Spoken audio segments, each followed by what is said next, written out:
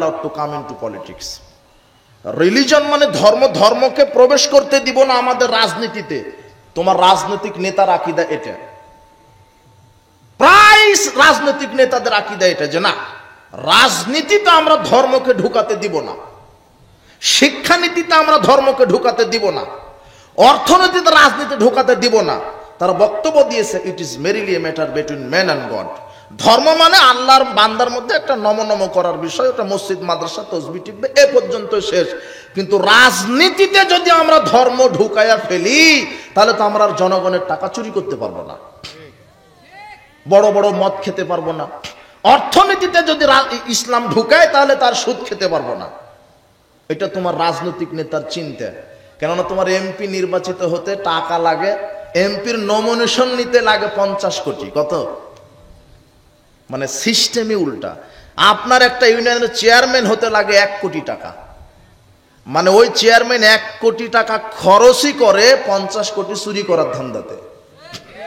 আপনি আবার ঠিক বলছেন, আপনি তো 500 টাকাতে বিক্রি হয়ে ভোট দেন। আশ্চর্য কথা হলাম আপনার কথা। বাংলাদেশে কুরবানির সময়তে একটা ছাগলের দাম হয় 15 লক্ষ, আর ভোটের সময়তে যখন আসে তখন এই বান্দা নামক ছাগলের দাম হয় 500 টাকা। 500 টাকাতে একটা নেতাকে ভোট দিয়ে দিল, বলছে যে আমি অমুককে নেতা, অমুকের চরিত্র ফুলের মতো পবিত্র, আমি অমুককে নেতা হতে দেখতে চাই। আয় বেকুব গাধা, তুমি এমন একজনকে ভোট দিয়ে নেতা বানালে সে সালাত তো বহুদূরের কথা, ওযুই জানে না। আগামীকাল সকালে তোমার নেতাকে 1 বদনা পানি দিয়ে বলো যে একটু অজু করে দেখান তো, ও ভয়ে ডান হাত ধোয়ার আগে বাম হাত ধোবে, দেখবে ও পারবে না। তুমি একে নেতা বানিয়েছ। আর ভোট পদ্ধতি তো প্রচলিত, ভোট পদ্ধতি তো হারাম। আমি ওটা বুঝিয়ে দিব একটু, খুব মনোযোগ। আপনি যাকে নেতা নির্বাচন করছেন ও দেখেন তো আগে ও কি। আমি আকবর বিন আবেদ টাঙ্গাইল থেকে আপনার এই কি পাড়া এটা, নাড়াডাঙ্গা, বিশাল মসজিদ, বিশাল 10,000 লোকের জামাত হয়। এখন একটা ইমাম লাগবে, একেবারে সেরকম ইমাম লাগবে যাতে বক্তৃতা দিয়ে একেবারে মাঠ কাঁপিয়ে দিতে পারে, একেবারে কেরাত যেন সুন্দর হয়। এখন আপনি নিয়োগপত্র ছেড়ে দিলেন, ইমাম লাগবে অমুক জায়গাতে, 10,000 মুসল্লির ইমাম প্রয়োজন। কত হাজার? 10,000। এখন আমি চলে আসলাম, এখন আপনি আমাকে বলছেন যে আপনার ডিগ্রি তো এই, তো একটু কোরআন তেলাওয়াত শোনান তো। শোনানো হলো। আচ্ছা, আপনি কি কোনো পাপে বা সরকার বিরোধী কাজে জড়িত? মানে ভাইবা হচ্ছে এখন, কথা বুঝেননি মনে হয়। আপনার ছেলে মেয়ে কয়জন? ছেলে মেয়ে কি করে? স্ত্রী পর্দায় থাকে? জর্দা কি খান? দাড়ি কি ছাঁটেন? এগুলো হচ্ছে ভাইবা, কথা বুঝেননি মনে হয়। সব আপনি পরীক্ষা করে নেবেন। কেন? আমাকে কি নিয়োগ দিবেন? ইমাম। ইমাম মানে কি? নেতা। আমি 10,000 লোকের নেতৃত্ব দিব। কত হাজার? 10,000 লোকের নেতৃত্ব দিব। 10,000 লোকের নেতৃত্ব দিবে। এই জন্য আমাকে দেখলেন, আমার ডিগ্রি, আমার চরিত্র, আমার স্বভাব, আমার বউ পর্যন্ত চলে গেছেন আপনি, যে হুজুর বউ কি পর্দা করে? কথা বুঝেননি মনে হয়। আর বাংলাদেশে একটা এমপি নির্বাচিত হয় কত লোকের জন্য?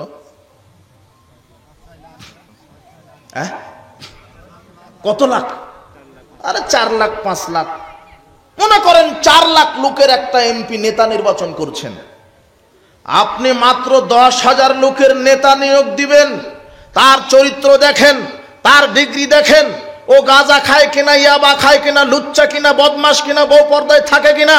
কিন্তু আপনি এত বড় গাধার ছাগলের ছাগল, আপনি 4 লক্ষ লোকের জন্য একটা ইমাম নির্বাচন করছেন।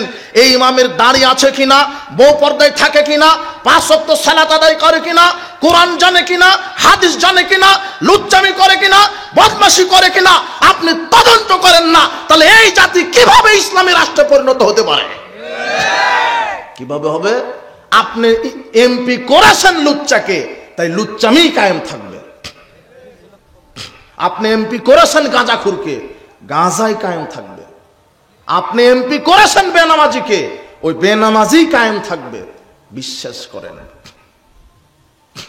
আপনি ঠিক বললেও ঠিক, ওটা না বললেও ঠিক। কথা বুঝেছেন কি?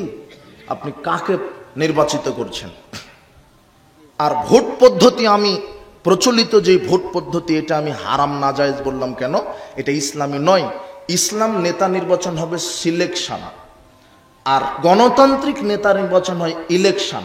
মানে এই ভোট পদ্ধতি, মানে ভোট যে বেশি পাবে সেই নেতা হবে। এই খুঁটিটা হলো মদিনা বিশ্ববিদ্যালয় থেকে ফারেক, খুব পণ্ডিত মানুষ, কোরআন হাদিস জানা মানুষ। এই খুঁটিটা এ হলো এমপি পদপ্রার্থী। আর এই খুঁটিটা হলো আপনার হিরো আলম। এটা কি? এটা হিরো আলম, এও এমপি পদপ্রার্থী। এখন এই মাদানী সাহেব ভোট পেয়েছে ৯৯ জন আলেম মানুষের। এই যে সভাপতি সাহেবের মতো আলেম মানুষ এই এমপিকে কয়জন আলেম ভোট দিয়েছে? আর এই হিরো আলমকে ভোট দিয়েছে ১০০ জন গাঁজাখোর, ইয়াবাখোর, সিনেমাখোর, নাটকখোর, লুচ্চা যারা, এরা ১০০ জন ভোট দিয়েছে। বলতো ভোট পদ্ধতিতে গণতন্ত্রে এমপিকে এতদিন সংসদে এরাই বসেছিল। কথা বুঝেননি মনে হয়। এই জন্য ভোট পদ্ধতি হারাম। তোমার হুজুর যতই ক্যানভাস করুক তবুও হারাম। তোমার দাড়ি টুপি হুজুর যতই মন্ড হয়ে গিয়ে যাক ভোটের লোভে, তবুও হারাম। গণতন্ত্র শিরক, গণতন্ত্র হারাম, গণতন্ত্র শিরক। আর একটা ইহুদি খ্রিস্টানের বিধান, আল্লাহর বিধান ইসলাম। ইসলাম আর গণতন্ত্রের মধ্যে পার্থক্য কি? ইসলাম হলো আল্লাহ প্রদত্ত, গণতন্ত্র হলো মানব রচিত। ইসলামে আল্লাহর আইন চূড়ান্ত, গণতন্ত্র মানুষের আইন চূড়ান্ত। ইসলামে আল্লাহর আইন অপরিবর্তনশীল, গণতন্ত্র মানুষের আইন পরিবর্তনশীল। গণতন্ত্র অধিকাংশের রায় চূড়ান্ত, ইসলামে আল্লাহর ওহির বিধান চূড়ান্ত। আরে গণতন্ত্রে সংখ্যাগরিষ্ঠতার দোহাই দিয়ে চলে, আর ইসলাম আল্লাহর ওহির বিধানে চলে। গণতন্ত্রে সকল ক্ষমতার উৎস জনগণ, আর ইসলামের সকল ক্ষমতার উৎস আল্লাহ। গণতন্ত্রে নারী নেতৃত্ব জায়েজ, আর ইসলামের নারী নেতৃত্ব হারাম। এই যুবক, এই শোনো, তোমার দাড়ি টুপিওয়ালা হুজুর এটা মেনে নিয়েই নেমেছে যে 30% নারী নেতৃত্ব মেনে নিলে রাজনীতি করতে পারবে, না হলে পারবে না। তোমার হুজুর এটা মেনে নিয়েছে, অথচ মুহাম্মদ সাল্লাল্লাহু আলাইহি ওয়াসাল্লাম বলছেন লা ইফলিহু কওমুন ওয়ালা আমরুহুম ইমরাতান, ওই জাতি কখনোই সফল হবে না যেই জাতির একটা নেত্রী হবে মহিলা। একজন নেতা যদি মহিলা হয়, ওই দেশে শাস্তি, গজব, অভিশাপ নাজিল হয়। সে জায়গাতে নারী নেতৃত্ব হালাল হয় কি করে? নারী নেতৃত্ব হারাম। কথা বুঝেননি মনে হয়। তোমার হুজুর ক্যানভাস করছে, সামনে ডানা কাটা পরি একই টেবিলে বসে আছে।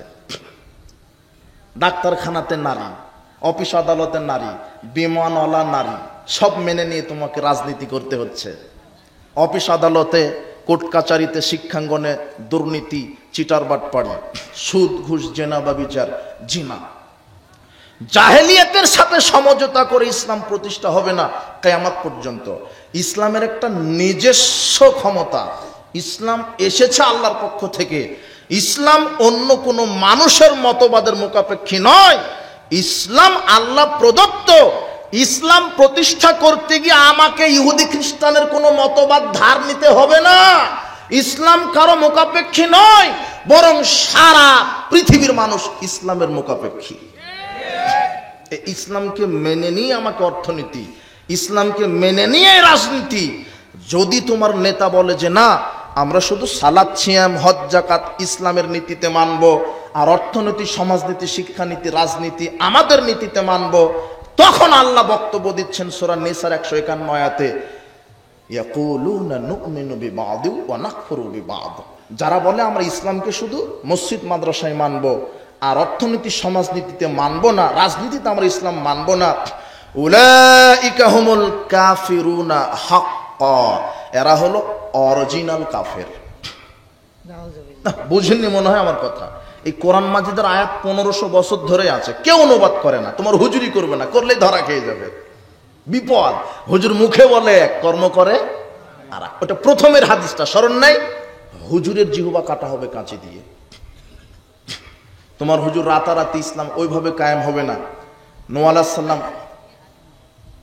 950 বছর দাওয়াত দিয়েছেন। কত বছর?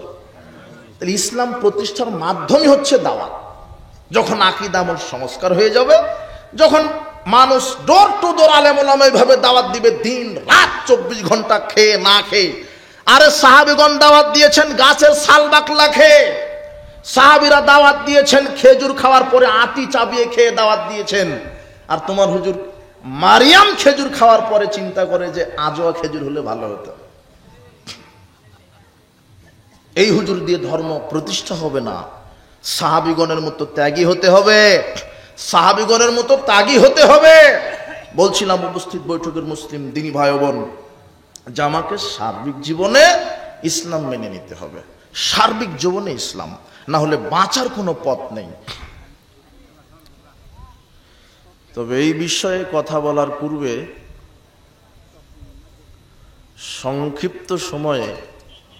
সংক্ষিপ্ত সময় নিয়ে যেটা কথা বলবো সেটা হচ্ছে, পৃথিবীতে কিছু ভ্রান্ত আলেম আছে, আলেম মানুষ, তারা হবে ভ্রান্ত, ভণ্ড, প্রতারক, চিটার। এদের ব্যাপারে আল্লাহ কোরআনে এবং নবী করিম সাল্লাল্লাহু আলাইহি সাল্লাম হাদিসে কি বলেছেন, এই বিষয়টি নিয়ে আমরা আপনাকে কয়েক মিনিট কথা বলতে চাই।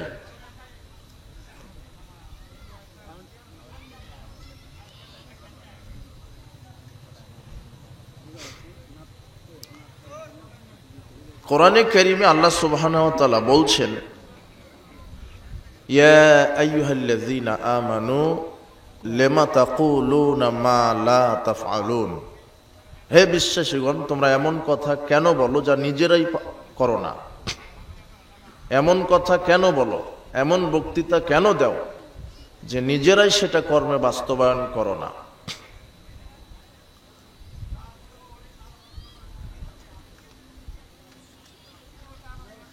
যারা বক্তব্য দেয় এক, কাজ করে আর এক, এদের শাস্তিটা হচ্ছে, আনাস রাদিয়াল্লাহু আনহু বলছেন, নবী করিম সাল্লাল্লাহু আলাইহি ওয়াসাল্লাম বললেন,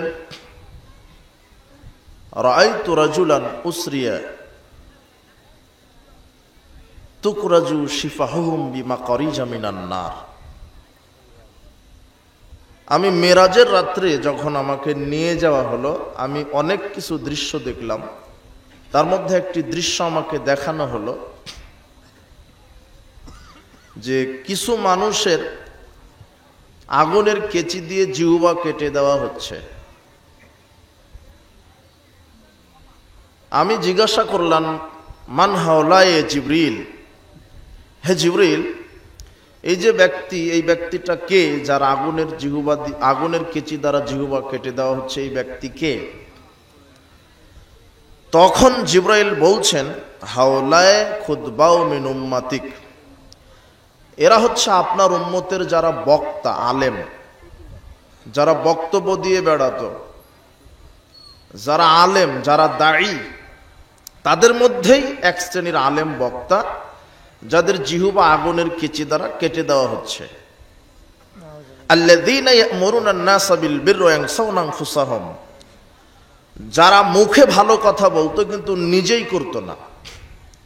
হুজুর বলছে যে সুদ বন্ধ করে দিতে হবে, ও হলো সুদী ব্যাংকের ম্যানেজার।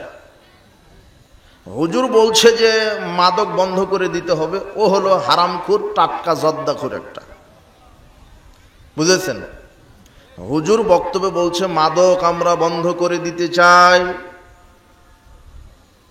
দুর্নীতি মুক্ত দেশ গঠন করতে চাই, কিন্তু ও হলো বড় দুর্নীতিবাজ, মাদ্রাসার প্রিন্সিপাল। ও ঘুষ ছাড়া মাদ্রাসা চালাতে রাজি না। মানে মুখে বলে এক, কর্ম করে আর এক। হুজুর নিজেই মদখোর, মানে জর্দা মদ। এটা আপনি তো জানেন না, ওটা বললে বুঝতে পারবেন, সময় থাকলে বলবো। তবে এটা অন্তত বুঝেন যে এক শ্রেণীর মাওলানা সাহেবেরই জিহ্বা কি দিয়ে কাটা হবে? আগুনের কেচি দ্বারা। এরপরের হাদিস, সাওবান রাদিয়াল্লাহু আনহু বলেন, নবী করিম সাল্লাল্লাহু আলাইহি ওয়াসাল্লাম বললেন, ইন্না মিম্মা তাখাওয়াফু মিনহু আলা উম্মতি আইম্মাতান মুদিল্লিন। আমি মুহাম্মদ সাল্লাল্লাহু আলাইহি ওয়াসাল্লাম আমার উম্মতের মধ্যে সবচেয়ে যেই জাতিকে নিয়ে ভয় করি সেটা হলো এক শ্রেণীর ভণ্ড আলেম জাতি। সবচেয়ে বেশি তিনি ভয় করেছেন আলেমদেরকে নিয়ে। কাদেরকে নিয়ে? আলেম। এটা মুসলিমের হাদিস। তোমার হুজুর এই হাদিসে ইবারত করে না মানে তোমার হুজুর নিজেই ধরা খেয়ে যাবে, এই জন্য ইবারত করে না। খুব মনোযোগ দিয়ে শোনেন, এদিক ওদিক করার কোনো সিস্টেম নেই। রাসূল সাল্লাল্লাহু আলাইহি ওয়াসাল্লাম বলছেন, আমি সবচেয়ে আমার উম্মতের যেটা ভয় করি সেটা হলো আলেম হবে ভ্রান্ত, হুজুর হবে ভ্রান্ত। সাতাবুদু কাবাইল মিন উম্মাতিল আওসান, আমার উম্মতের অনেক আলেম মূর্তি পূজা করবে। আমার উম্মতের অনেক মানুষ মূর্তি পূজা করবে। এটাই মুহাম্মদ সাল্লাল্লাহু আলাইহি ওয়াসাল্লামের আরবি বক্তব্য, আমি ইবারত করলাম। তখন মণ্ডপে কে যাচ্ছে? দাড়ি টুপি আলা হুজুরই তো যাচ্ছে না। বোঝেননি মনে হয় আমার কথা। তুমি কি বোঝাই যুবক? তুমি কি বুঝো মুহাম্মদ সাল্লাল্লাহু আলাইহি ওয়াসাল্লামের বাক্য? যখন আহলে হাদিসের মসজিদ মাদ্রাসা ভেঙে দেওয়া হয় তখন তোমার হুজুরের খবরই থাকে না। কিন্তু ওখানে যদি মন্দির ভাঙা হতো, তোমার হুজুর ওই মিডিয়া সাংবাদিক নিয়ে চলে যেত মন্দিরে, যেটা মানবতা বিরোধী কাজ হয়েছে শুধু হিন্দুদের 2টা ভোটের লোভে। তোমার সব হুজুরকে এই কথা বলতে পারে? মুহাম্মদ সাল্লাল্লাহু আলাইহি ওয়াসাল্লাম 1450 বছর পূর্বে এই কথা বলেছেন যে আমার উম্মতের মধ্যে যারা আলেম এক শ্রেণী তারা হবে ভ্রান্ত। সাতাবুদু, তারা ইবাদত করবে, কাবাইলু মিন উম্মাতিল আওসান, মূর্তি পূজকদের সাথে। তারা বলবে যে দুর্গা পূজা চিরজীবী হোক, স্বাগত জানাই। তোমার হুজুর এই বক্তব্য বলছে, আমি মিথ্যা বলিনি। এরপরে দেখো, এই এদিকে করো, এইদিকে তাকাও। ওয়াসাতালহাকু কাবাইল মিন উম্মাতিল মুশরিকিন, আমার উম্মতের অনেক মানুষ হিন্দুদের সাথে মিশে যাবে, বিজাতিদের সাথে মিশে যাবে। আমার উম্মতের অনেক মানুষ ইহুদি খ্রিস্টান হিন্দুদের সাথে মিশে যাবে। তাদের কৃষ্টি কালচার হবে ইহুদি, তাদের সংস্কৃতি আদর্শ হবে ইহুদি খ্রিস্টান হিন্দুদের মতো। অফিস আদালত, কোর্ট কাচারি, শিক্ষাঙ্গন, সমাজনীতি, রাজনীতি, অর্থনীতি, শিক্ষানীতি, পারিবারিক নীতি, সব ক্ষেত্রে আমার উম্মত হবে ইহুদি খ্রিস্টান হিন্দুদের মতো। আব্দুল্লাহ ইবনে আমর রাদিয়াল্লাহু আনহু বলেন, নবী করিম সাল্লাল্লাহু আলাইহি ওয়াসাল্লাম বলেছেন, ইয়াতি আন্নাল উম্মতি মাতালা বানি ইসরাইল, আমার উম্মতের ওই অবস্থা হবে যে অবস্থা ইহুদি খ্রিস্টানের হয়েছিল। হাজওয়ান নাআল বিন নাআল, যেমন 2 পায়ের জুতা সমান, আমার মুসলিম উম্মতের অবস্থা হবে তেমন। ইহুদি খ্রিস্টান যেমন, মুসলিমদের অবস্থা হবে তেমন, সমান সমান। ইহুদি খ্রিস্টান হিন্দুদের যে কৃষ্টি কালচার, মুসলমানের হবে একই কৃষ্টি কালচার। তিনি বলছেন, ইন্নাল উম্মাতা, নিশ্চয় আমার উম্মত, তাফতারিকু আলা উম্মতি, আমার উম্মত বিভক্ত হবে 73 কাতারে। কুল্লুহুম ফিন্নার, প্রত্যেকটা কাতার জাহান্নামে যাবে। ইল্লা মিল্লাতান ওয়াহিদাতান, এক কাতার জান্নাতে যাবে। নবী করিম সাল্লাল্লাহু আলাইহি ওয়াসাল্লাম বলছেন যে ইহুদি খ্রিস্টান বিভক্ত হবে 72 কাতারে, আর মুসলমানেরা বিভক্ত হবে 73 কাতারে। মুসলমানের 73 কাতারের 72 কাতার জাহান্নামে যাবে আর এক কাতার জান্নাতে যাবে। তখন সাহাবীগণ বলছেন, মানহুম ইয়া রাসূলুল্লাহ, ইয়া রাসূলুল্লাহ, সেই এক কাতার কারা যারা জান্নাতে যাচ্ছে?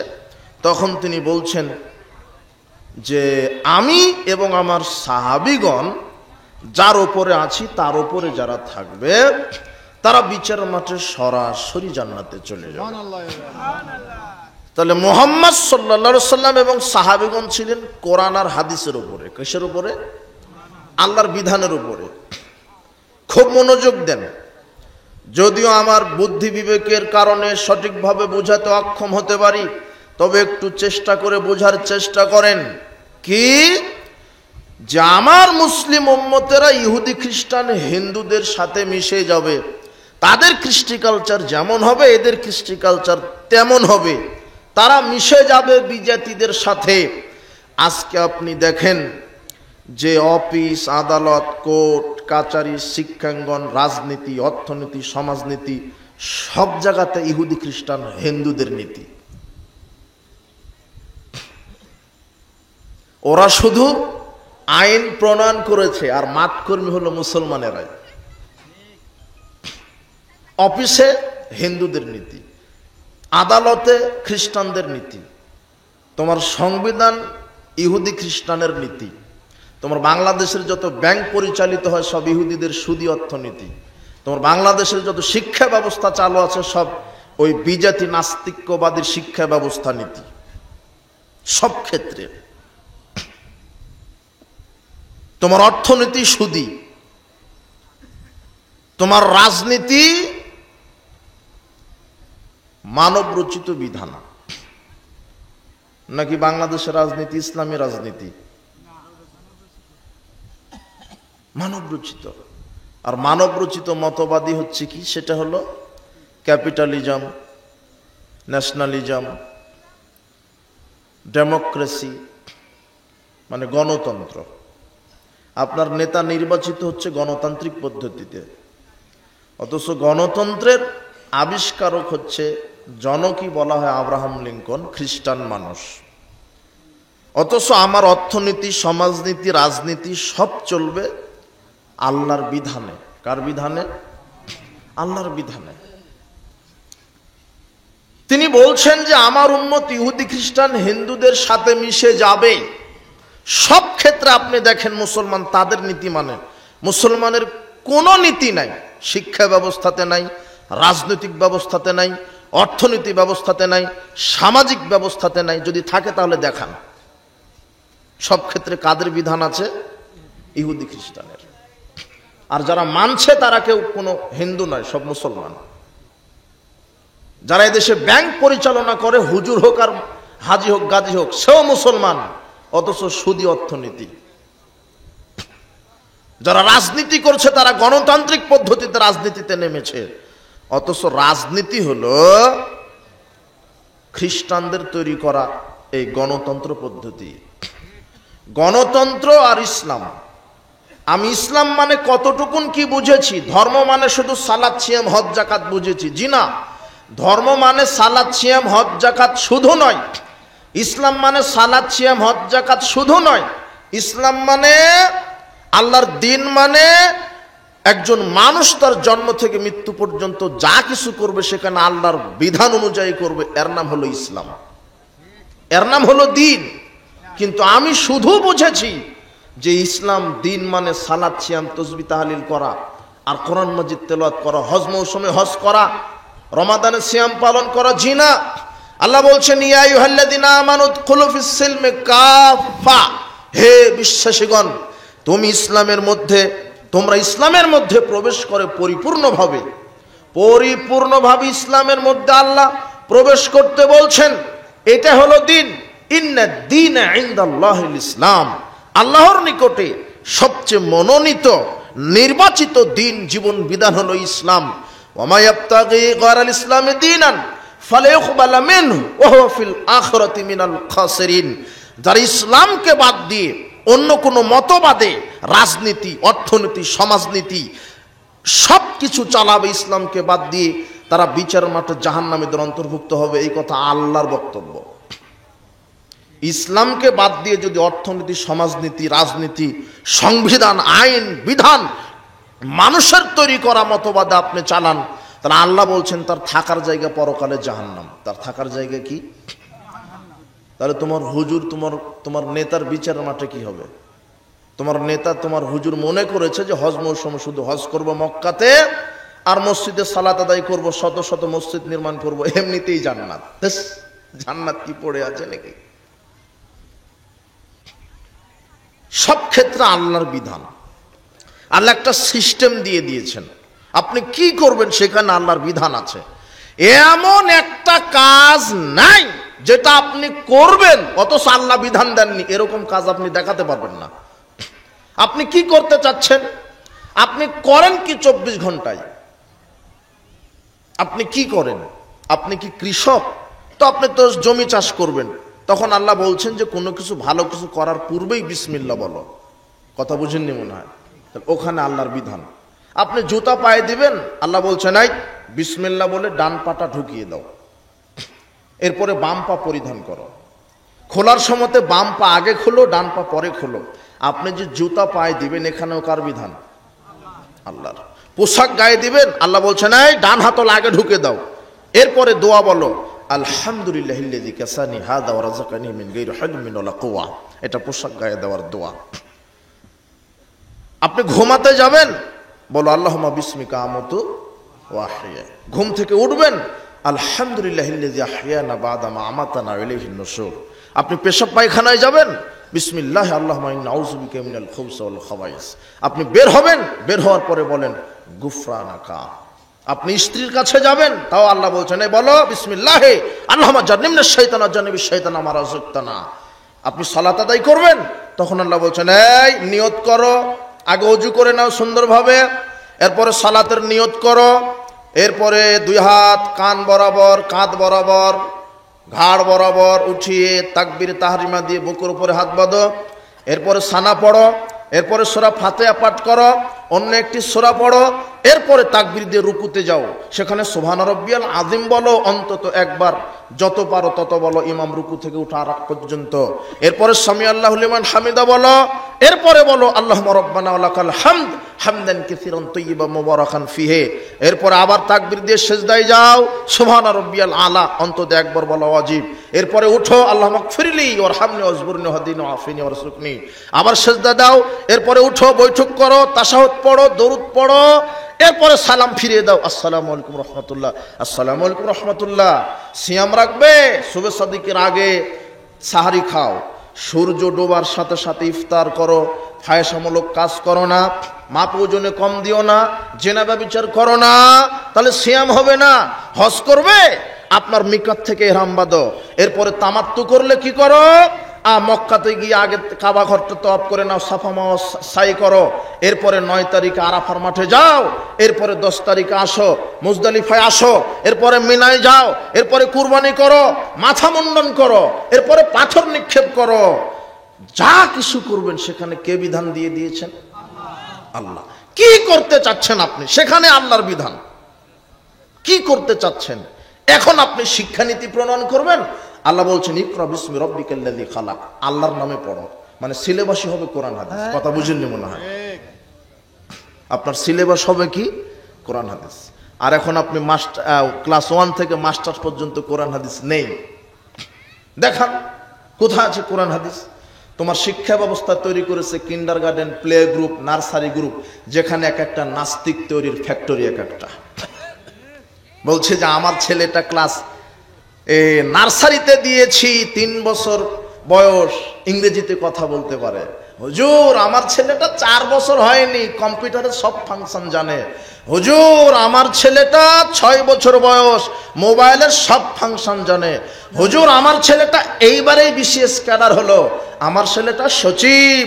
আমার মেয়েটা ঢাকা বিশ্ববিদ্যালয়ে পড়ে। হুজুর আমার ছেলেটা ইঞ্জিনিয়ার। সব জানে, শুধু জানাজার দোয়া জানে না, শুধু সূরা ফাতিহাটাই শিখেনি। এক বদ্দা পানি দিলে অজুই জানে না, ও সব জানে। তোমার শিক্ষা ব্যবস্থা এরকম। ও কিন্ডারগার্টেন আমি বন্ধ করতে নিষেধ করিনি, প্লে গ্রুপ, নার্সারি বন্ধ হবে না, প্রাইমারি, হাই স্কুল, কলেজ বন্ধ হবে না, ওটাই থাকবে, বাগান ওটাই, কিন্তু গাছ পরিবর্তন করে সেখানে ইসলাম, আকীদা, তাওহীদ, শিরক, বিদআত বিমুক্ত আকীদা, মানহাজ, পরকাল, রিসালাত, তাওহীদ ভিত্তিক শিক্ষা ব্যবস্থা কায়েম করলেই চুরি, সুদ, ঘুষ, দুর্নীতি বন্ধ হয়ে যাবে ইনশাআল্লাহ। কথা বুঝেছেন? ওটাই থাকবে। বাগানটা ঠিক থাকবে, কিন্তু গাছ পরিবর্তন করে দিতে হবে। শিক্ষার কারিকুলাম সিলেবাসটা চেঞ্জ করে দিতে হবে, ওখানে কোরআন সুন্নাহটা প্রতিষ্ঠা করতে হবে, তাহলেই দেশ শান্তি পাবে। কিন্তু এই নাস্তিক শিক্ষা ব্যবস্থা যতদিন কায়েম থাকবে, কলেজ বিশ্ববিদ্যালয়গুলি থেকে বের হবে বড় বড় সন্ত্রাস দুর্নীতিবাজ। এখন যার ডিগ্রি যত বড়, তার চুরি করার ধান্দাও তত বড়। মেম্বার একটা স্বাক্ষর দিলে 5-10 লক্ষ টাকা চুরি করতে পারে, চেয়ারম্যান একটা স্বাক্ষর দিলে 2 কোটি চুরি করতে পারে, এমপি একটা স্বাক্ষর দিলে 500 কোটি চুরি করতে পারে। আরে তাই তো পিয়ন 400 কোটি টাকার মালিক। তুমি বুঝো না? এখন চোর ডাকাত তৈরি হয় স্কুল কলেজ থেকে। যে যত বড় ইঞ্জিনিয়ার সে তত বড় জানোয়ার, যে যত বড় ডাকাত সে তত বড় বাটপার, যে যত বড় ডাক্তার সে তত বড় বাটপার। ও ডাক্তার তৈরি করেছেন আপনার ছেলেকে, ইঞ্জিনিয়ার তৈরি করেছেন, লন্ডনে পড়ান। ক্লাস 1-এ যখন পড়ে 6টা প্রাইভেট, ক্লাস 10-এ যখন পড়ে প্রত্যেকটা সাবজেক্টে প্রাইভেট, বিশ্ববিদ্যালয়ে চান্স নিতে হবে প্রত্যেকটা সাবজেক্টে 2 বার করে প্রাইভেট, সব ঠিক আছে। লন্ডনে পড়েছে, ইঞ্জিনিয়ার ডাক্তার হয়ে চলে এসেছে। ও ইঞ্জিনিয়ার হয়ে বাংলাদেশে এসেছে মানেই রড সিমেন্ট খোয়া আপনার বালি ইট সব চুরি করার ধান্দাতে ইঞ্জিনিয়ারই শিখেছে। সরকার বলে দিয়েছে যে ওই যে রাজশাহী থেকে দেলোয়াবাড়ি পর্যন্ত রাস্তা করতে হবে 5,000 কোটি টাকা বাজেট। এই জানোয়ার নামের ইঞ্জিনিয়ার 3,000 কোটি টাকা খাইছে, 2,000 কোটি টাকার কাজ করে দিয়েছে। তাই তো আপনার রাস্তা 10 বছর যাওয়ার কথা 2 বছর যায় না। আর এমবিবিএস যে ডাক্তার, যে যত বড় ডাক্তার সবচেয়ে বড় বাটপাড়ো সিটার। এই ছেলে, তুমি তোমার বাপকে নিয়ে গেছো ডাক্তারের কাছে, শুধু বলেছো আব্বার মাথা ব্যথা, ঘুমাই না। 10টা পরীক্ষা দিয়েছে। কয়টা? 10টা। 10 দুগুণ 20,000, শুধু পরীক্ষাতেই 20,000। এরপরে প্রেসক্রিপশন করতে বসেছে। তোমার ডাক্তার লিখেছে ওই ওষুধ, ওই কোম্পানি, ভালোভাবে জানে যে তোমার বাপের কোন ওষুধে ভালো হবে। এমবিবিএস ডাক্তার, কোন কোম্পানির ওষুধ ভালো, কিন্তু ওই কোম্পানি লিখবে না, লিখবে ওই কোম্পানির ওষুধ যেই কোম্পানি তাকে ঘুষ দিয়েছে। এটা হলো বাটপা। এটা তৈরি করেছেন আপনি। স্কুল কলেজ বিশ্ববিদ্যালয় ওই আপনার ডাক্তারি এগুলোতে এগুলি শেখানো হয়। তাই বলে আপনার ছেলেকে ইঞ্জিনিয়ার হতে নিষেধ করিনি, ডাক্তার হতে নিষেধ করিনি, সচিব হতে নিষেধ করিনি, এমপি মন্ত্রী হতে নিষেধ করিনি। আপনার ছেলে ডাক্তার এমপি মন্ত্রী হবে, তবে শিক্ষা সিলেবাস কারিকুলাম থাকবে কোরআন হাদিস। যে যত বেশি কোরআন জানবে সে হবে একটা প্রাইমারির হেডমাস্টার। যদি কোরআন না জানে তার হেডমাস্টার হওয়ার যোগ্যতা নেই। এটা হবে সংবিধান। কথা বুঝেননি মনে হয়? কলেজের প্রিন্সিপাল হবে যে কোরআনের হাফেজ। যদি কোরআনের হাফেজ না থাকে তাহলে সে প্রিন্সিপাল হবে না।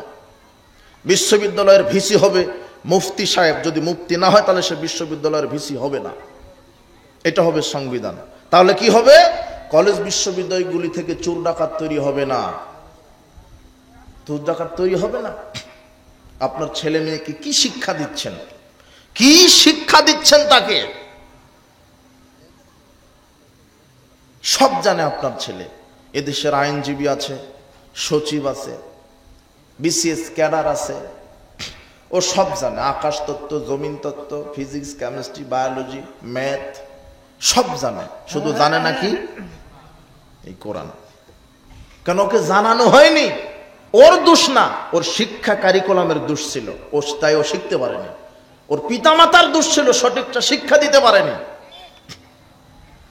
এক মাঝি আর পণ্ডিত, মাঝে মাঝে গল্পটা বলি, নদী পার হচ্ছে। পণ্ডিত মাঝিকে বলছেন, মাঝি তুমি কি দর্শন জানো? তখন মাঝি বলছে, কি বলেন স্যার? দর্শন এটা তো বড় লোকদের খাবার, আমরা তো দেখিনি, খাইওনি। বলছে সর্বনাশ, দর্শন এটা তো খাওয়ার জিনিস না, এটা জানার জিনিস, এলেম বিদ্যা অর্জনের জিনিস। তো তুমি দর্শনই জানো না, তোমার জীবন তো চারানায় বৃথা হয়ে গেল। এরপরে বলছে, মাঝি মশাই ভূগোল জানো? তো বলছে যে ভূগোল এটা তো বড় লোকদের খাবার। কি বলছেন পণ্ডিত মশাই, শরম দিচ্ছেন কেন? এটা আমরা গরিব মানুষ, ভূগোল এত দামি খাবার পাবো কোথায়? তো বলছে তো এটা তো খাওয়ার জিনিস না, এটা তো শিখার জিনিস, তোমার জীবন তো আটানায় বৃথা। এরপরে পণ্ডিত মশাই বলছেন যে তুমি কি ইতিহাস জানো?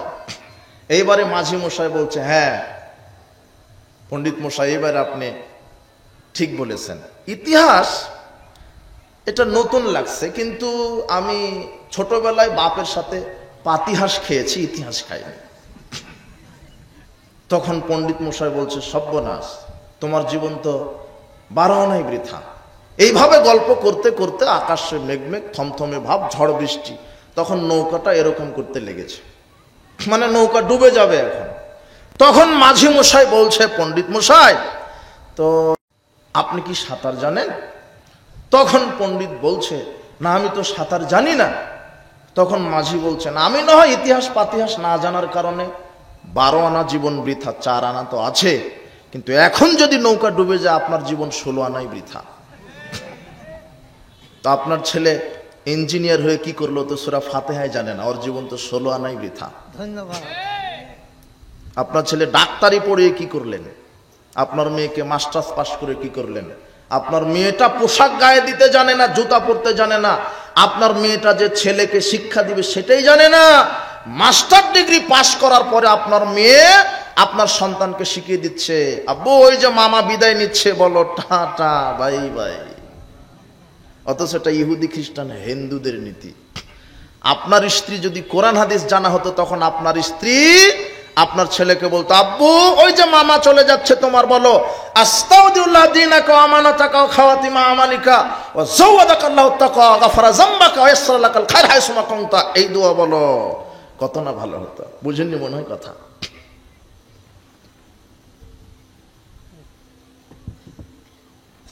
উপস্থিত বৈঠকের মুসলিম দিনী ভাই বোন, সার্বিক জীবনে কোরআন সুন্নাহ মেনে চলতে হবে। এই পয়েন্টটা স্মরণে রাখার চেষ্টা করবেন যে মা শিক্ষিত হলে পরিবার শিক্ষিত হবে, মা আদর্শ হলে পরিবার আদর্শ হবে, মা ইসলামী মন মাইন্ডের হলে পরিবার আদর্শ হবে। আমার বক্তব্য এটাই দিব। তবে একটু কথা বললাম যে ওইটা যে আপনি মানুষ হিসেবে যা কিছু করবেন সেখানে কার বিধান দেওয়া আছে? এই যে একটু আগে জুতা পায়ে দিলেন, কার বিধানে? আপনি ভাত খাবেন, আল্লাহ বলছে ডান হাতে খাও, বিসমিল্লাহ বলে খাও, বসে খাও। এগুলো কার বিধান? এক গ্লাস পানি পান করতে বিধান লাগে, জানেন কয়টা বিধান লাগে? 5টা না, 10টা বিধান লাগে। কয়টা? 10টা বিধান। এক গ্লাস পানি পান করতেই 10টা বিধান আছে। তার গণত দেখো যুবক, তুমি গণতে থাকো। 1, স্বর্ণ রৌপ্যের পাত্রে পানি পান করা হারাম। আপনি যত বড়ই কোটিপতি হন, ধনী হন, সব স্বর্ণ রৌপ্যের। কিন্তু মুহাম্মদ সাল্লাল্লাহু আলাইহি ওয়াসাল্লাম বলছেন, যে ব্যক্তি স্বর্ণ রৌপ্যে পানি পান করলো সে যেন পেটের মধ্যে আগুন ঢুকালো। তাহলে এটাও তো বিধান, বুঝেননি মনে হয়? 2, যেই পানিটা পান করবেন সেটা পবিত্র হালাল হতে হবে। 3, জগ, মস্ক, কলসের মুখে পানি পান করা নিষেধ। মুহাম্মদ সাল্লাল্লাহু আলাইহি ওয়াসাল্লাম বলছেন, তোমরা মস্কের মুখে, কলসের মুখে পানি পান করো না। কলস, মস্ক থেকে ছোট পাত্রে গ্লাসে ঢেলে পানি পান করো। এটাও একটা কি বিধান। 4, ডান হাত দিয়ে গ্লাসটা ধরো। 5, বসে পড়ো। 6, বিসমিল্লাহ বলো। 7, গ্লাসের ভিতরে যদি পানি পান করতে করতে একটা মাছি পড়ে যায়, তাহলে চট করে ভদ্রলোকের মতো গ্লাসের পানি ফেলে দিও না। দেখবেন সমাজে যে যত ভদ্রলোক সে তত বড় মূর্খ। ওর ছেলেটা চিপস খাচ্ছে, একটা চিপস মাটিতে পড়ে গেছে, তখন বলছে ছি ছি ছি ছি ছি, আব্বু আব্বু, হে পড়ে যাওয়া জিনিস খাওয়া হয় না। অথচ মুহাম্মদ সাল্লাল্লাহু আলাইহি ওয়াসাল্লাম বলছেন ওটা আগে উঠিয়ে খাও, কেননা ওটাতেই বরকত, ওটাতেই বরকত আছে। কথা বুঝেননি মনে হয়? তাহলে ছেলেকে এইভাবে শিক্ষা দিবেন। গ্লাসে যদি মাছিটা পড়ে যায়, তা মুহাম্মদ সাল্লাল্লাহু আলাইহি ওয়াসাল্লাম বলছেন মাছির এক ডানাতে থাকে বিষ, আর এক ডানাতে থাকে ঔষধ, শেফা। তাহলে মাছিটাকে আবার ডুবিয়ে পানি পান করো। কয়টা বিধান হলো এ পর্যন্ত? 7টা। 8, 3 শ্বাসে পান করো। সব মুহাম্মদ সাল্লাল্লাহু আলাইহি ওয়াসাল্লামের কথা, বুঝেননি মনে হয়? সব বুখারী মুসলিম আবু দাউদের হাদিস। 9 গ্লাসের পানি গরম হোক আর ঠান্ডা হোক ফু দিও না। আমি মুহাম্মদ সাল্লাল্লাহু আলাইহি ওয়াসাল্লাম নিষেধ করলাম, কি দেওয়া যাবে না? ফু দেওয়া যাবে না। 10 খাওয়া শেষ করে আলহামদুলিল্লাহ বলো। কয়টা বিধান হলো? মানে আপনি যা কিছু করবেন সেখানে কে বিধান দিয়ে দিয়েছে? জুতা পায়ে দিবেন, পোশাক গায়ে দিবেন, খাবেন, ভাত খাবেন, পানি পান করবেন, পেশাব পায়খানা করবেন, স্ত্রীর কাছে যাবেন, ঘুমাবেন, সালাত আদায় করবেন, সিয়াম পালন করবেন, হজ করবেন, যাকাত করবেন, ব্যবসা করবেন, অর্থনীতি করবেন, রাজনীতি করবেন, সেখানে কার বিধান?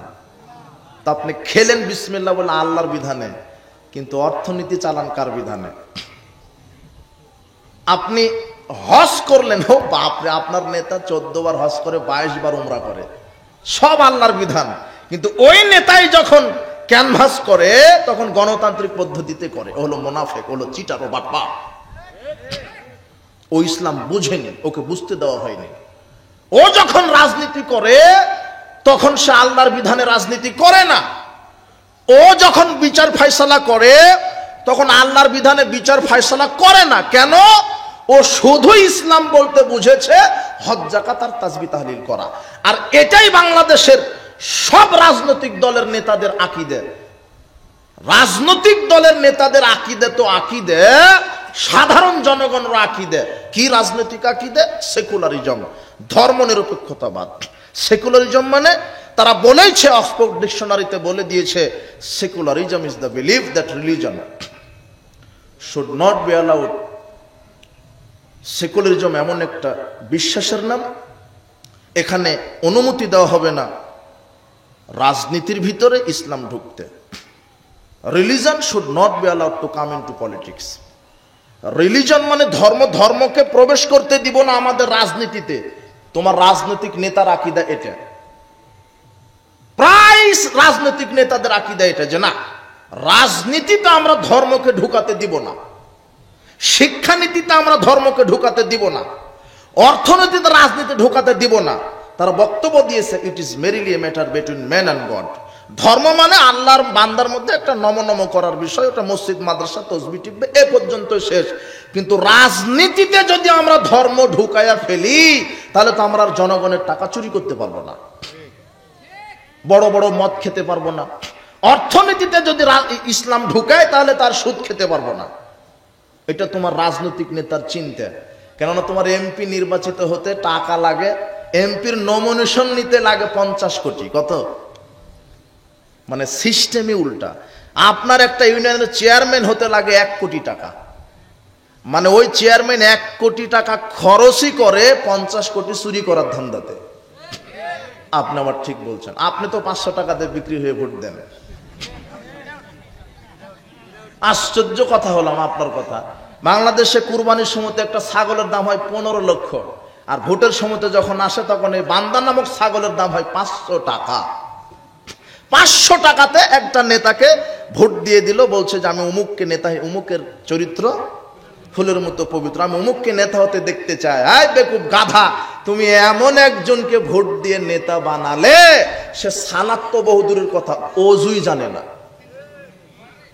আগামীকাল সকালে তোমার নেতাকে 1 বদনা পানি দিয়ে বলো যে একটু অজু করে দেখান তো, ও ভয়ে ডান হাত ধোয়ার আগে বাম হাত ধোবে, দেখবে ও পারবে না। তুমি একে নেতা বানিয়েছ। আর ভোট পদ্ধতি তো প্রচলিত, ভোট পদ্ধতি তো হারাম। আমি ওটা বুঝিয়ে দিব একটু, খুব মনোযোগ। আপনি যাকে নেতা নির্বাচন করছেন ও দেখেন তো আগে ও কি। আমি আকবর বিন আবেদ টাঙ্গাইল থেকে আপনার এই কি পাড়া এটা, নাড়াডাঙ্গা, বিশাল মসজিদ, বিশাল 10,000 লোকের জামাত হয়। এখন একটা ইমাম লাগবে, একেবারে সেরকম ইমাম লাগবে যাতে বক্তৃতা দিয়ে একেবারে মাঠ কাঁপিয়ে দিতে পারে, একেবারে কেরাত যেন সুন্দর হয়। এখন আপনি নিয়োগপত্র ছেড়ে দিলেন, ইমাম লাগবে অমুক জায়গাতে, 10,000 মুসল্লির ইমাম প্রয়োজন। কত হাজার? 10,000। এখন আমি চলে আসলাম, এখন আপনি আমাকে বলছেন যে আপনার ডিগ্রি তো এই, তো একটু কোরআন তেলাওয়াত শোনান তো। শোনানো হলো, আচ্ছা আপনি কি কোনো পাপে বা সরকার বিরোধী কাজে জড়িত? মানে ভাইবা হচ্ছে এখন, কথা বুঝেননি মনে হয়। আপনার ছেলে মেয়ে কয়জন? ছেলে মেয়ে কি করে? স্ত্রী পর্দায় থাকে? জর্দা কি খান? দাড়ি কি ছাঁটেন? এগুলো হচ্ছে ভাইবা, কথা বুঝেননি মনে হয়। সব আপনি পরীক্ষা করে নেবেন। কেন? আমাকে কি নিয়োগ দিবেন? ইমাম। ইমাম মানে কি? নেতা। আমি 10,000 লোকের নেতৃত্ব দিব। কত হাজার? 10,000 লোকের নেতৃত্ব দিব। 10,000 লোকের নেতৃত্ব দিবে। এই জন্য আমাকে দেখলেন, আমার ডিগ্রি, আমার চরিত্র, আমার স্বভাব, আমার বউ পর্যন্ত চলে গেছেন আপনি, যে হুজুর বউ কি পর্দা করে? কথা বুঝেননি মনে হয়। আর বাংলাদেশে একটা এমপি নির্বাচিত হয় কত লোকের জন্য?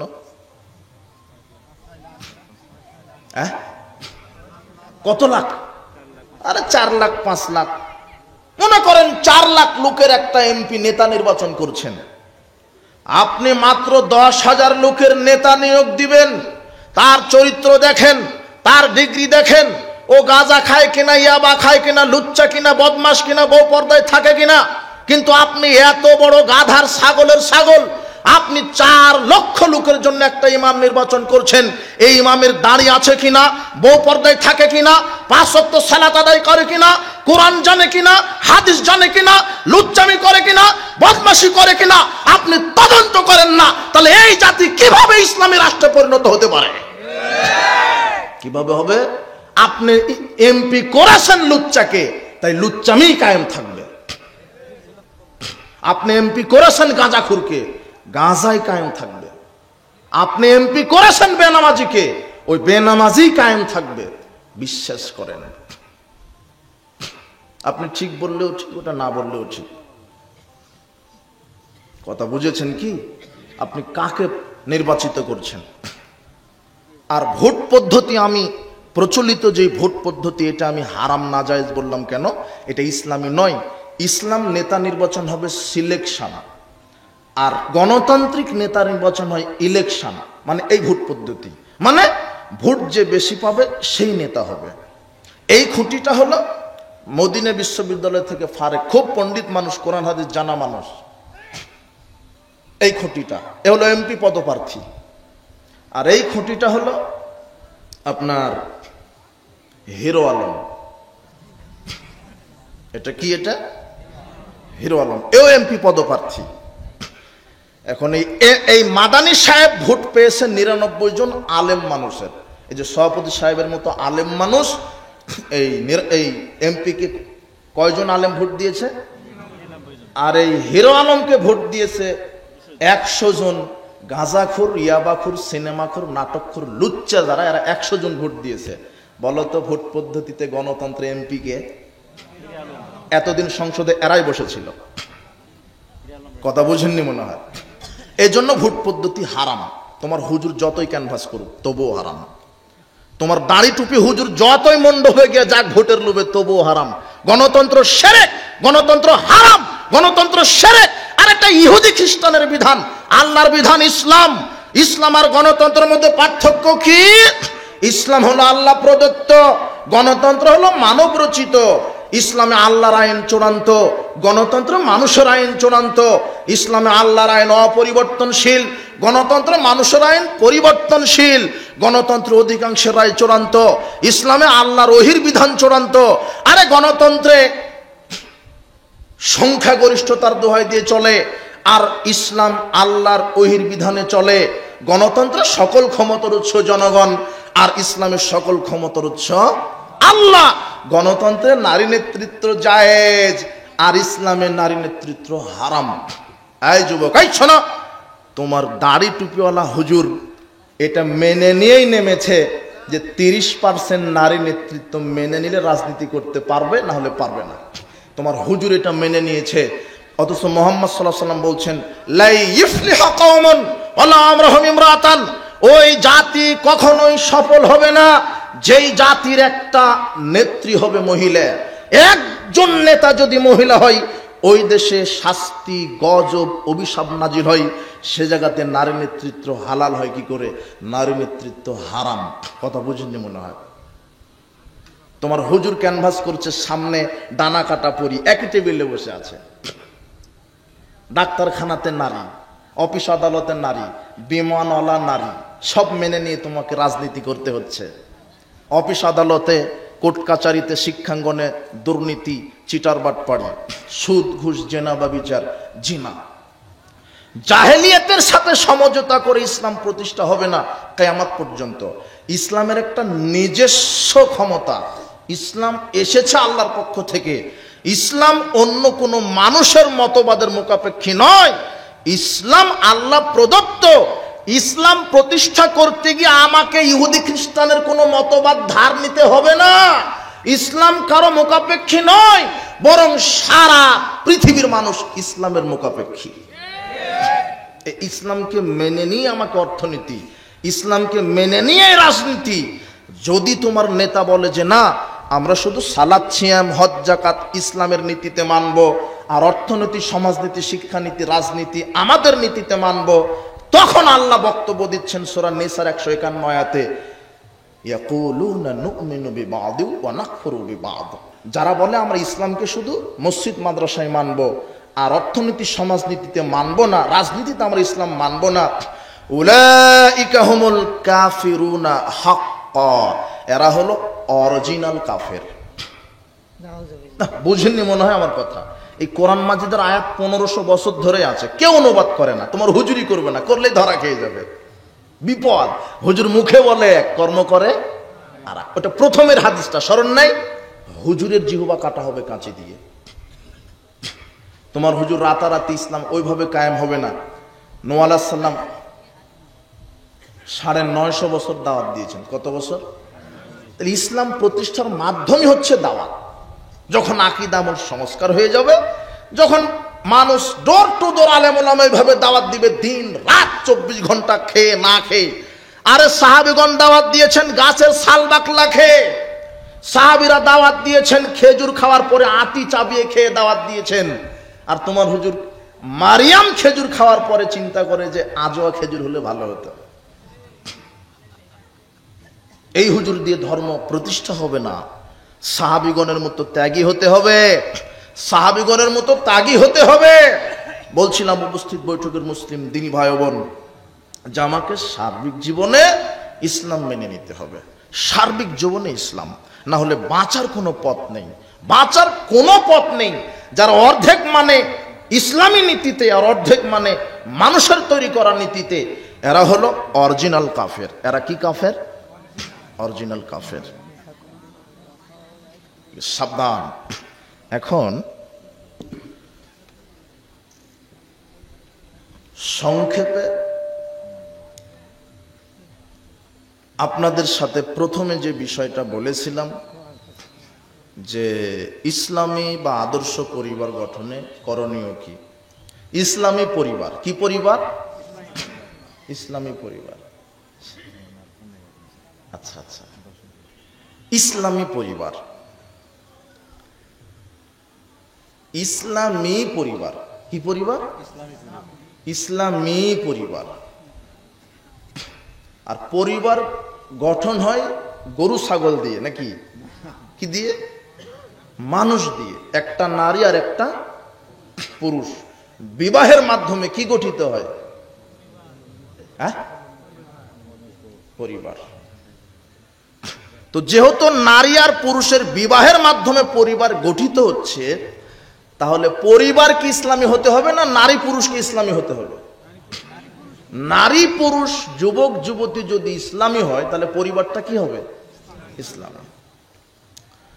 এই জন্য নবী করিম সাল্লাল্লাহু আলাইহি ওয়াসাল্লাম বলছেন যে, এইদিকে সব মনোযোগ আছেন তো? আচ্ছা, বাসার ভাই আসবে, আপনারা বক্তব্য শুনবেন ইনশাআল্লাহ। আমি 5-7-10 মিনিট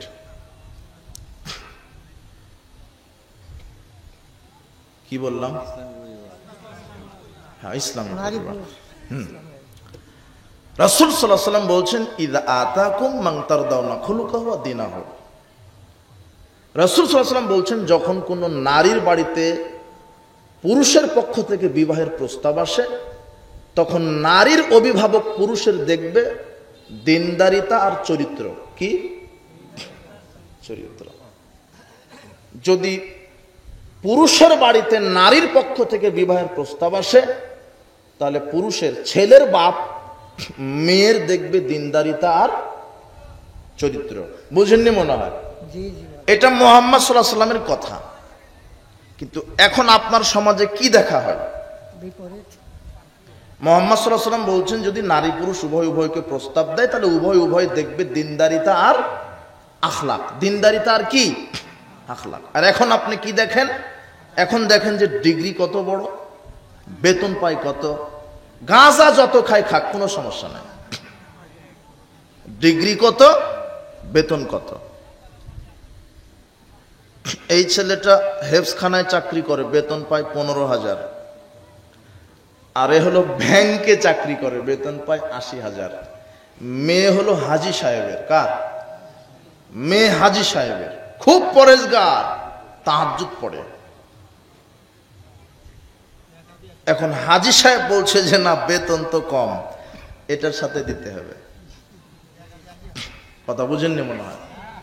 এই যে অজু জানে না, সালাত আদায় করে না, হারামখোর, এর সাথে মেয়ে দিতে হবে।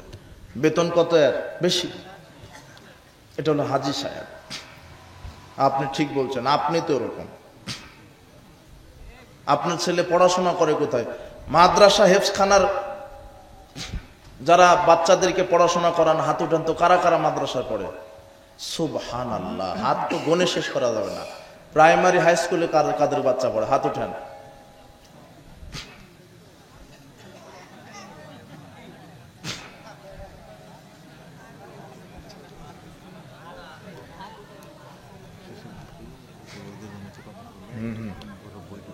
হ্যাঁ ঠিক আছে, এটা আমার মাথায় আছে। আচ্ছা, লজ্জায় হাত উঠালো না, তাই না? প্রাইমারিতে গানের টিচার নিয়োগ দিবে, বুঝেছেন? তো এখন দেখেন হুজুর কেমন আর অভিভাবক কেমন।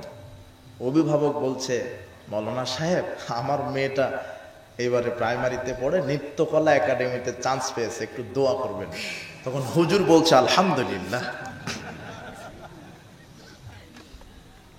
আর মেয়ের বাপ ওই প্রাইমারি হোক আর হাই স্কুল, ইন্টারমিডিয়েট হোক, কলেজে সাংস্কৃতিক অনুষ্ঠান হয়, তখন কলেজের এই যে ডানা কাটা পরি সুন্দরী নারীরা, কলেজ স্টুডেন্ট, ছাত্র ছাত্রীরা মঞ্চে নাচানাচি করছে।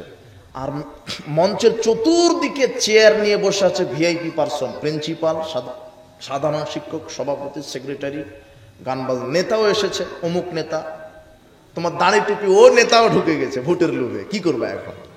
ও ঢুকে গেছে, ও বসে আছে, এখন নাচছে খুব, মেয়েটা সুন্দর নাচছে। তো মেয়ের বাপ বলছে প্রিন্সিপাল সাহেবকে, স্যার ওই যে লম্বা ফারসা, ওই যে খুব মাজা দলাচ্ছে, ওই যে লম্বা ফারসাটা, ওটাই আমার মেয়ে, একটু দোয়া করবেন যাতে বেশ্যাগিরি ভালো করে করতে পারে। ওটা হলো আপনি, ওটা হলো আপনি। আপনার মেয়েটা চলে গেছে শিক্ষা সফরে মালাকুল মউতের সাথে, মানে বলছে আপু কোনো চিন্তা করেন না, আমার সাথে বয়ফ্রেন্ড আছে। আর মেয়েকে শিক্ষা জাফলং পাঠিয়ে পিতা তাহাজ্জুদে বলছে, আল্লাহ আমার মেয়েটাকে সহি সালামতে ফিরিয়ে দিও। তো এমন সহি সালামত বিয়ে দেওয়ার 1 সপ্তাহ পরে খবর এলো যে পেটে 4 মাসের বাচ্চা। এটা হলো সহি সালামত। এই যুবক শোনো, তোমার বোন শিক্ষা সফরে যাওয়া তো বহু দূরের কথা, হজ করতে যেতে পারে না মাহরাম ছাড়া। কোথায়? মাহরাম ছাড়া হজে যেতে পারে না। মাহরাম মানে তার ভাই, তার ছেলে, তার শ্বশুর, এরা হলো মাহরাম। তার ভাই, তার আপন ভাই, তার শ্বশুর, তার পেটের ছেলে, তার স্বামী ছাড়া কোথায় যেতে পারে না? সবচেয়ে ধনী মানুষ পৃথিবীর মধ্যে, সবচেয়ে কি মানুষ? ধনী মানুষ, 100 বার হজ করার ক্ষমতা রাখে, কিন্তু তাও যেতে পারছে না, ফরজ হয়নি। কি নাই? মাহরাম নাই। মাহরাম ছাড়া হজে যেতে পারে না। সে জায়গাতে আপনার স্ত্রী ঈদের মার্কেট করতে কোথায় গেল? সে জায়গাতে আপনার মেয়েটা মার্কেটে চলে গেছে, সে জায়গাতে আপনার মেয়েটা শিক্ষা সফরে চলে গেছে। বুঝেননি মনে হয়? তাহলে পরিবার কুয়াং ফসাকুম আহলিকুম নারা, নিজে বাঁচো, পরিবারকে বাঁচাও। পরিবারের সালাত কায়েম রাখবেন, 5 ওয়াক্ত সালাত। ওই পরিবার ইসলামী পরিবার যেই পরিবারে 5 ওয়াক্ত সালাত আছে। কি আছে? যে ব্যক্তি 5 ওয়াক্ত সালাত আদায় করে সে মুসলিম, যে করে না সে কাফের। যে 5 ওয়াক্ত সালাত আদায় করে না, শুধু জুমার দিনে করে, এ হলো মুশরিক। যে 5 ওয়াক্ত সালাত আদায় করে না, শুধু রমাদানে করে, এ হলো মুশরিক। এ মারা গেলে এর জানাজা হবে না, এর কাফন হবে না, এর দাফন হবে না। আর মেয়ে বেনামাজির সাথে মেয়ে বিবাহ দেওয়া হারাম। আর বেনামাজি বাপের সম্পদের ওয়ারিশ হবে না। কেন? মুসলিম কাফের ব্যক্তির ওয়ারিশ হয় না, কাফের মুসলিম ব্যক্তির কি হয় না? ওয়ারিশ হয় না।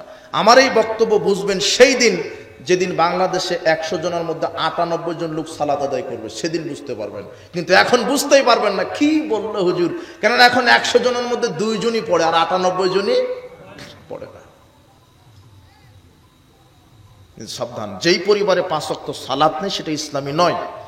2, পরিবারে পর্দার বিধান কায়েম রাখবেন, তাহলে ইসলামী পরিবার।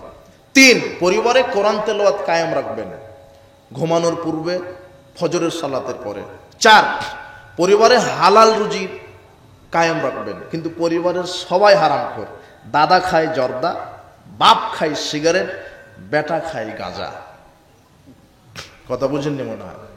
এগুলো হারামখোর পরিবার। বিড়ি, সিগারেট, জর্দাগুলি, ইয়াবা, ফেন্সিডিল, এগুলি মাদক, এগুলি হারাম। আশ্চর্য একটা বস্তু যেটা মানুষ ছাড়া পৃথিবীতে দ্বিতীয় কোনো প্রাণী খায় না, তার নাম সিগারেট, বিড়ি, জর্দা। না, কথা বুঝেননি মনে হয়?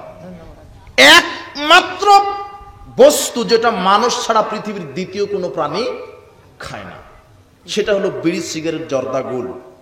এই যুবক, তুমি এখনই তোমার পকেট থেকে সিগারেটটা বাইর করে কুকুরকে দাও।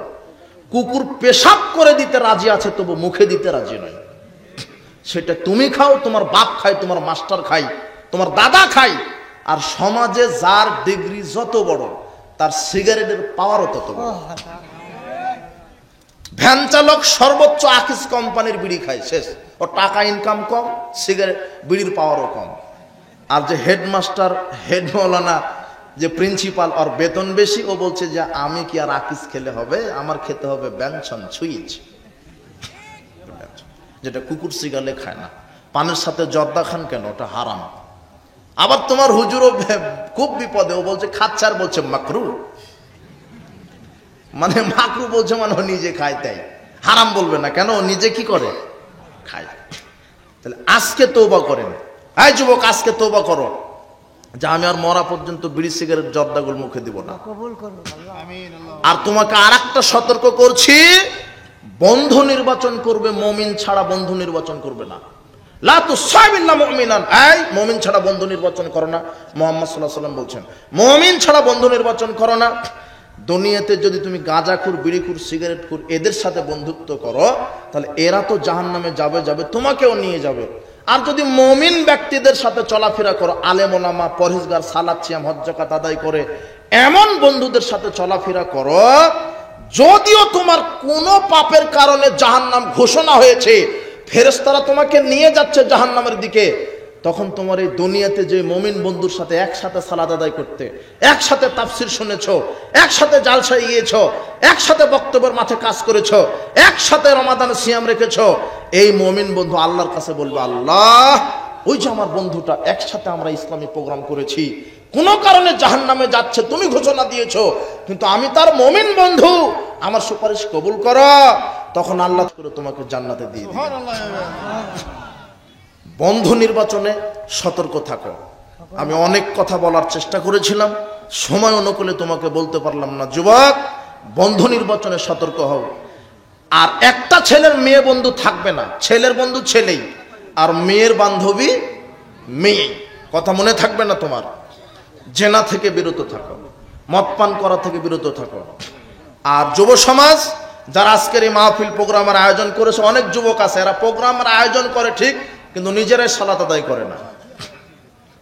মসজিদের সভাপতি আছে, সেক্রেটারি, ক্যাশিয়ার, সব বড় বড় দায়িত্বশীল, কিন্তু নিজেরাই সালাত আদায় করে না। সাবধান, আর এই যুবকেরা, এখন আপনারা একটু, রাসূল সাল্লাল্লাহু আলাইহি ওয়াসাল্লাম বলছেন বৈঠকে বসলে বৈঠকি দান করতে হয়। কি করতে হয়? বৈঠকি দান। তো যুবকেরা এখন চাদর নিয়ে যাবে, আপনারা, অনেক খরচ আছে, একটা প্রোগ্রাম করতে অনেক খরচ আছে। আর আপনারা দোয়া করবেন যুবকদের এই প্রোগ্রাম যেন কিয়ামত পর্যন্ত আল্লাহ কায়েম থাকে। আপনারা যুবকদের পাশে থাকবেন। এই যুবকেরাই হচ্ছে কোরআন সুন্নাহর প্রতিনিধিত্ব করবে আগামীতে ইনশাআল্লাহ। এই যুবকেরা ইসলামের পক্ষে গণবিপ্লব সৃষ্টি করে বাংলাদেশের নাস্তিক্যবাদী সংবিধান চেঞ্জ করে দেবে ইনশাআল্লাহ। দুর্নীতি থাকবে না, চাঁদাবাজি থাকবে না, ঘুষ মাদক কিছুই থাকবে না। এই যুবকদের আমাদের টার্গেট। হাফেজ ইবনুল কাইয়িম রাহিমাহুল্লাহ, আলী ইবনুল মাদিনী রাহিমাহুল্লাহ, তিনি বলছেন উলাইকা হুমুল হিজবুল্লাহ, উলাইকা হুম হিজবুল্লাহ, তারাই, যুবকেরাই হচ্ছে আল্লাহর সেনাবাহিনী। সুবহানাল্লাহ। আল্লাহ যেন যুবকদেরকে সেনাবাহিনী হিসেবে কবুল করেন। এই যে যুবকেরা যাবে এখন, আপনারা যার 100 টাকা, 500 টাকা, 1000 টাকা, যার যা সামর্থ্য দান করবেন। কৃপণ জান্নাতে যায় না। দান করলে বালা মুসিবত কেটে যায়। গোপন দান গোপন পাপকে ক্ষমা করে দেয়, মিটিয়ে দেয়।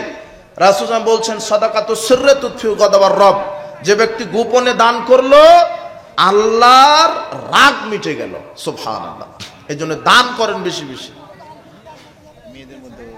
মা বোনদেরকে বলছে আপনারাও যারা আছেন দায়িত্বশীল, আপনারা নিজ নিজ দায়িত্ব আপনাদের চাদর দিয়ে কালেকশন করেন। অনেক মা বোন এসেছেন, আমি কেমন জানি মেয়েদেরকে নিয়ে আলোচনা করতে চাইছিলাম, কিন্তু আমি কি যে আলোচনা করলাম আর কি যে বুঝলেন। বাসার ভাই কিছু মহিলাদের সম্পর্কে বলবে এসেছে ইনশাআল্লাহ, উনি ভালো বলতে পারেন মহিলাদের সম্পর্কে। আর আমি শুনেছি যে মহিলারা নাকি স্বামীর আনুগত্য করে না, কিন্তু পুরুষেরা বলল না যে আমরা যে নারীর আনুগত্য করি না, এটা কিন্তু বললো না। তো মা বোনদেরকে বলবো স্বামীর আনুগত্য করবেন না, আমি আর বলবোই না, তাহলে সমস্যা। তো যাক, বেশি বেশি দান করেন, কার্পণ্য করবেন না। ছিঁড়া টাকা দিচ্ছেন নাকি আপনি? যেটা সুন্দর ভালো সেই টাকা দিবেন, আর ভালো টাকা দিবেন। আর মসজিদের কোটাতে আপনার 10 টাকা পড়ে, আর মার্কেটে তো ঠিকই 1000 টাকার নোট নিয়ে যান আপনি। এখানে 1000 টাকার নোট দেন, আমি বলবো যে দেখি 1000 টাকার নোট কয়টা আসছে, নাহলে বলবো যে আপনারা কৃপণ, ইন্টারন্যাশনাল কৃপণ আপনারা। দান করেন বেশি বেশি। এই যুবকরা অনেক কষ্ট করে এই প্রোগ্রামটা করেছে, এরা নির্যাতিত, এরা এক জায়গাতে প্রোগ্রাম করতে চেয়েছিল, কিন্তু ইসলাম বিরোধী কোনো অপশক্তি এদেরকে করতে দেয়নি। আল্লাহ হয় তাদেরকে হেদায়েত দিক, নাহলে আবু জাহেলের মতো ধ্বংস করে দিক। এরকম প্রোগ্রাম দরকার। যুবকরা কত আশা নিয়ে প্রোগ্রাম করেছে। আর সর্বোপরি এই যুবকদেরকে আল্লাহ যেন হেদায়েত দান করো। আল্লাহ যত নারী পুরুষ আছে সবাইকে ক্ষমা করে দাও। বারাকাল্লাহু ফিকুম, জাযাকুমুল্লাহ খায়র। আসসালামু আলাইকুম রাহমাতুল্লাহি ওয়া বারাকাতুহু।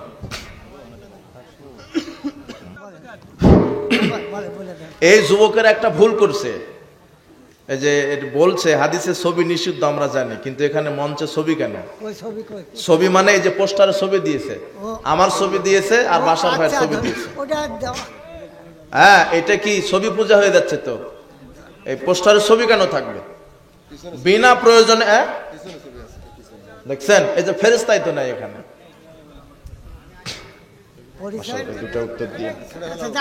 আসসালামু আলাইকুম রহমতুল্লাহ। এর আগামীতে যেন ভুল না হয়।